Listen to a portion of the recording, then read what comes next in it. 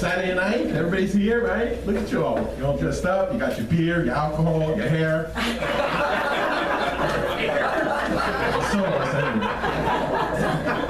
That's all right. Most people, their hair just goes gray. Mine's gone skin tone. A lot of people have come up to me and they're like, Rich, when did you lose your hair? And I didn't really lose my hair. It's not like I'm going to find it again. But as I get older, well, a little soon for that. But talking about hair, I actually went and got my back waxed for the first time. Ladies, what are you thinking? I was very nervous. I didn't really know what to expect when I went there. And let me see, what really got to me was the sound it makes when they peel that wax off of you. Let me see if I can duplicate that for you. Give me a second.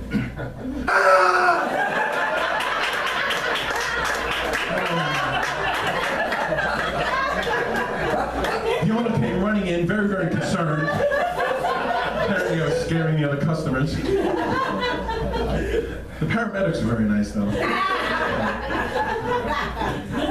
So as I get older, hair loss isn't my only concern, because my body just doesn't work the way it used to, or the way it should, quite honestly. So I went to the doctor, and he did a full battery of tests, including a digital rectal exam. Yeah, we're going to talk about it. I was a little nervous at first, because I didn't really know what to expect. But what really got me was the sound that you hear when he inserts the digit. Let's see if I can do that one for you.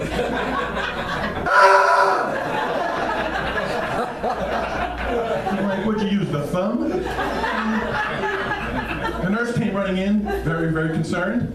Apparently I was scaring the other patients. But the doctor got the test results back, and he calls me, and sure enough, turns out I'm 6 inches too short for my weight. So he wanted me to do some exercise or maybe go on a diet.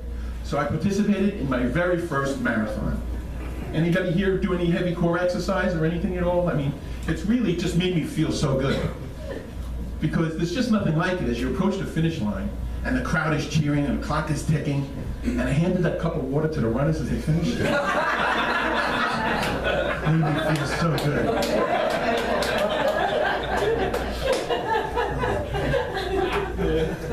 Let's see, I adopted a couple of dogs. Any dog people here? Where's my dog friend? One of them's got a little issue. She likes to eat her poop.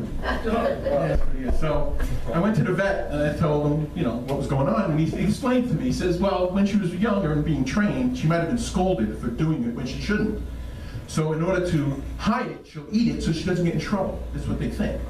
And I'm like, okay, that's interesting enough, but what do we do about it? He gave me some powder, and he said, here, sprinkle this on the food, and that'll take care of it. I said, well, how's that going to work? And he said, well, it'll make the poop taste really, really bad. And I was like, it tastes like shit to start with.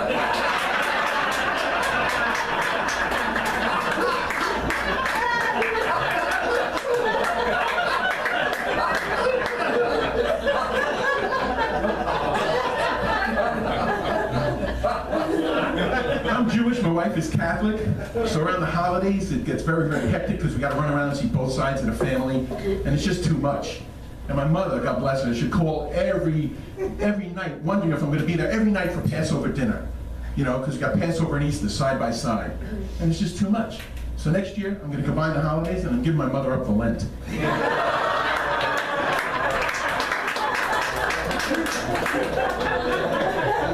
Take that.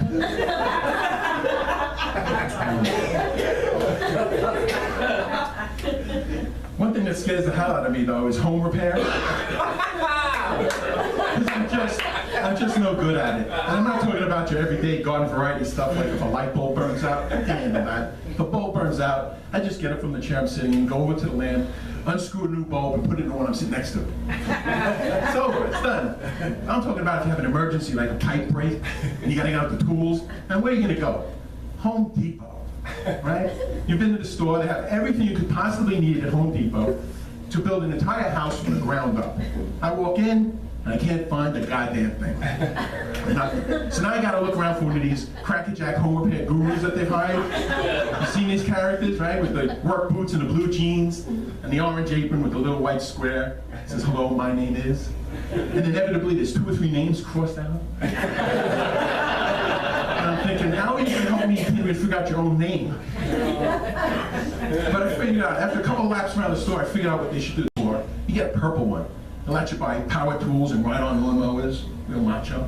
If you have no ability like me, you can get a yellow one that lets you buy houseplants and things get glued together. And if it's your first time and you have absolutely no clue what you're doing, they give you an orange apron.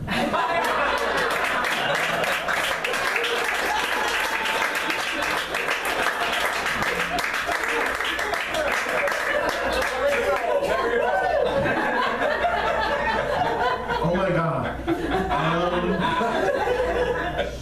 And finally, I love to eat. That's my favorite thing to do, you can tell, right? I love to eat. And one of my favorite places to eat is this deli I found over in New Jersey where they serve these huge overstuffed sandwiches just filled with your favorite foods.